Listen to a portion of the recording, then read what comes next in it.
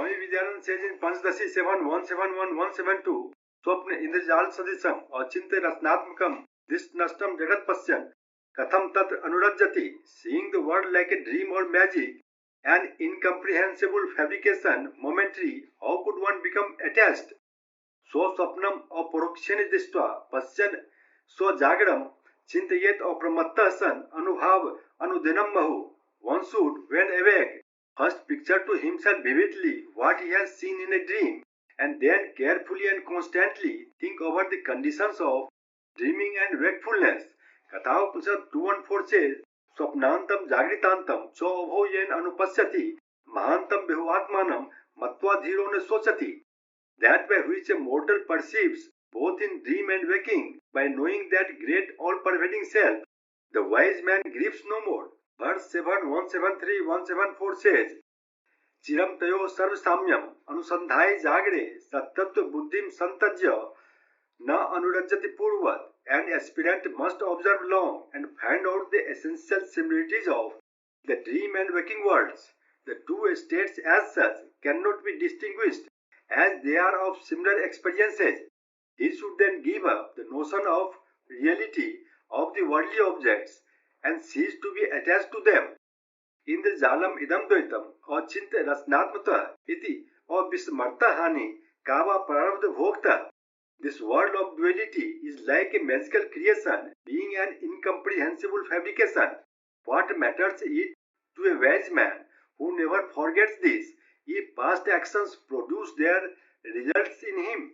Verse 175-176 says, Nirvandhas tattva vidyaya indrajalat sansprito prarabdhasya graho bhoge jivasya sukha dukhayo. The function of knowledge is to show the illusory nature of the world, and the function of fructifying karma is to yield pleasure and pain to the jiva.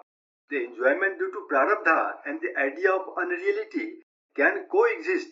It is not the function of knowledge to do away with the enjoyment of pleasure and pain due to prarabdha, and so also prarabdha is not concerned with the reality or unreality of pleasure or pain.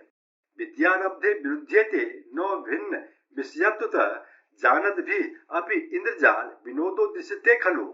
Knowledge and prarabdha karma do not oppose each other because they refer to different objects. Even knowing that it is not real, one enjoys the magic show. Verse 7:177 says, Jagat sattatva mapadya prarabdham bhoj yed yadi tatha virodhi vidyaya bhog matranna satyata.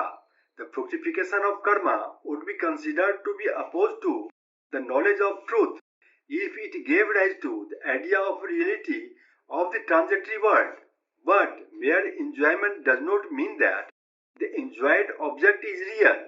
Knowledge means the realization of unreal nature of the universe, and if this universe is proved to be real for the purpose of prarabdha, then only there is opposition between knowledge and prarabdha.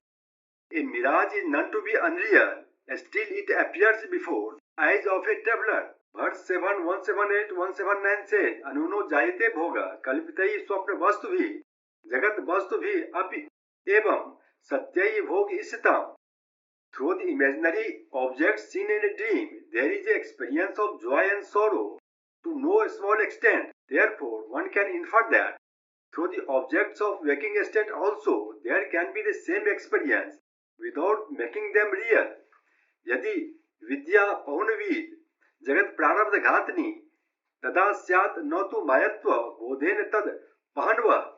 If knowledge of the truth would obliterate the enjoyable world, then it would be a destroyer of the fructifying karma. But it only teaches its unreality and does not cause its disappearance. If the universe disappears, nothing remains on which prarabdha can act, and therefore it also must vanish.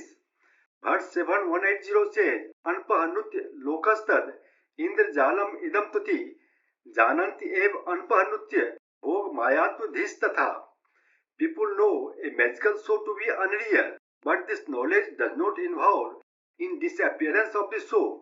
Hence, it is possible to know the unreality of external objects without causing their disappearance or the cessation of enjoyment from them.